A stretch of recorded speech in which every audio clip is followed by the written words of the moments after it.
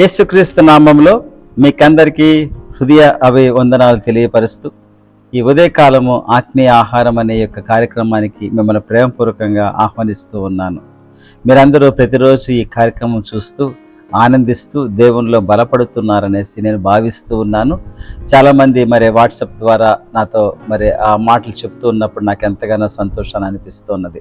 మీరందరూ కూడా నా కోసము, నా టీం కోసం మీరు ప్రార్థన చేయవలసి మనవి చేస్తూ ఉన్నాను. చాలాసార్లు బాధలలో మనకి ఏది ఆదరణిస్తుంది అని ఆలోచన చేస్తూ ఉంటాం. బాధ వచ్చినప్పుడు ఎవరో ఫ్రెండ్ దగ్గరికి వెళ్తాం, లేకపోతే మంచి ఆత్మీయుల దగ్గరికి వెళ్ళేసి ఏదో కొద్దిగా పిచ్చపాటి మాట్లాడాలని ఆశపడుతూ ఉంటాం. అయితే ఒక మాట మీకు వినిపించాలని నేను ఆశపడుతూ ఉన్నాను. రండి, కీర్తన గ్రంథంలో నుండి 119వ కీర్తన 50వ వచనం చూడండి. నీ వాక్యము నన్ను బ్రతికించి ఉన్నది, నా బాధలో ఇదే నాకు నెమ్మది కలిగించుచు ఉన్నది. నీకు నెమ్మది ఇచ్చేది దేవుని వాక్యమే తెలుసా?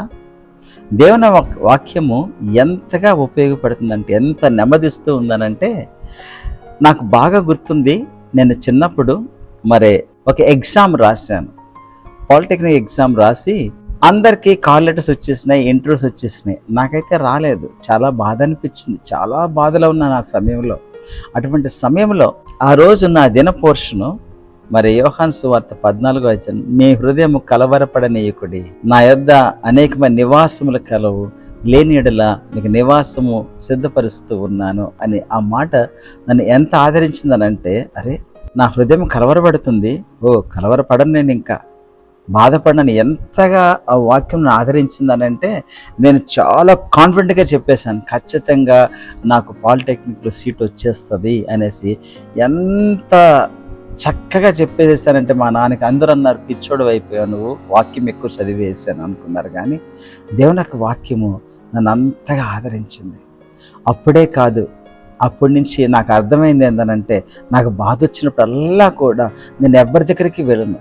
కొన్నిసార్లు మా నాన్నగారికి కూడా నేను నా బాధ చెప్పుకోను, కానీ నా యేసయ్యకి చెప్పుకొని వాక్యము తెరిచి చదివానంటే, అబ్బా ఎంతటి ఆదరణిస్తుందో తెలుసా? బాధల్లో నెమ్మదిచ్చేది దేవుని యొక్క వాక్యమే. మ్రాను పైన వేలాడుతున్న యేసు ప్రభుల వారు పక్కనున్న దొంగ, అరే ఇది మనకైతే సబబేరా, ఈయన నీతిమంతుడు అని చెప్పి ఒక మాట అన్నాడు, యేసు నీ రాజ్యంతో నువ్వు వస్తున్నప్పుడు నన్ను జ్ఞాపకము చేసుకోనన్నాడు. ఆ ప్రియమూర్తి అని యేసు ప్రభుల వారు ఆ క్షణంలోనే చక్కటి ఆదరణ మాట అన్నాడు, నేడు నీవు నాతో కూడా పరదేశంలో ఉందని. ఎంత చక్కటి ఆదరణ ఇచ్చాడు ప్రియమిత్రమా. నీ జీవితంలో ఎటువంటి బాధలు వచ్చినా, ఎటువంటి ఇబ్బందులు వచ్చినా ఆదరణ ఇచ్చేది దేవుని యొక్క వాక్యం. It is true my dear friends, it's true. చాలాసార్లు నా జీవితంలో ఎంతగా ఆదరణ పొందానంటే, when I cry of my feelings, when I cry of my situations, I just open up my Bible. నేను చదివినప్పుడు అబ్బా ఎంత నెమ్మదిస్తుందో.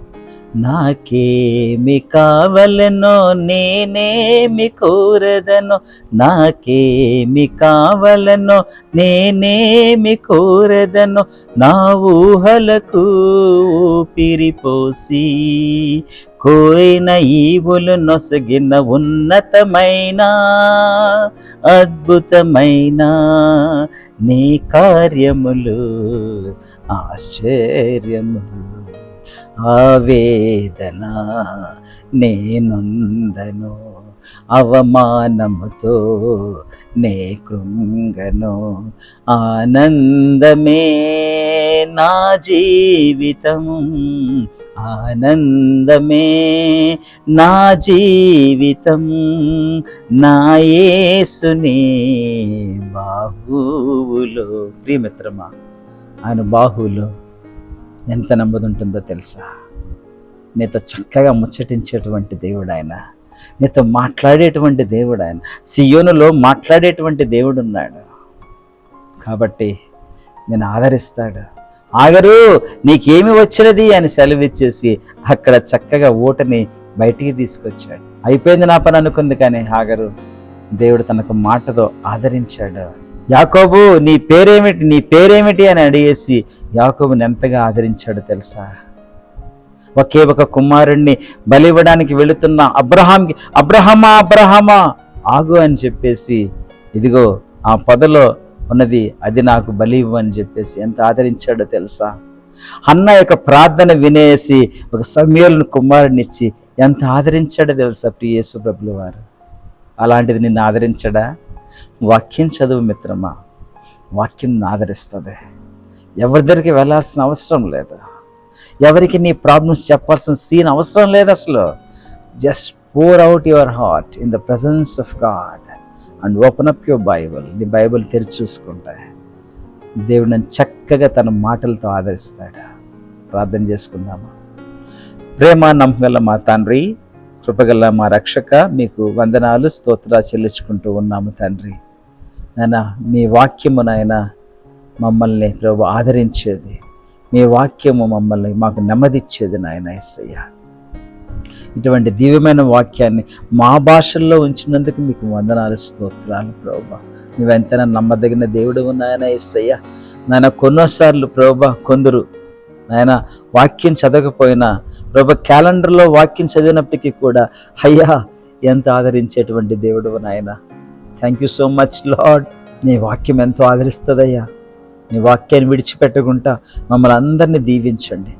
రోజు ఇంకా వాక్యపు లోతుల్లోకి వెళ్ళడానికి కృప చూపించండి. మీ ప్రేమలో వేరుపారే వాక్యం ఉదక స్నానము చేస్తూ చక్కగా ప్రభు మీలో ఎదిగేటువంటి కృపను మాకు దయచేయండి నాయన. మీకు వందనాలు స్తోత్రం. మా శ్రోతలు ఏమైతే కోరుకుంటున్నారో ఈ యొక్క సమయంలో అవన్నీ వారికి ప్రసాదించవలసింది వేడుకుంటూ, ఇది నా ఆశీర్వాదాలతో వారిని నింపవలసిందిగా మనవి చేసుకుంటూ యేసుక్రీస్తు నామములో అడిగి వేడుచూ ఉన్నాము తండ్రి. Amen. Thank you friends for listening to this. If you are benefited from this, please share this. ఇవన్నీ కూడా వేరే వాళ్ళు కూడా మరి షేర్ చేయవలసింది మనవి చేసుకుంటూ, if you didn't subscribe, please subscribe. Thank you. God bless you all.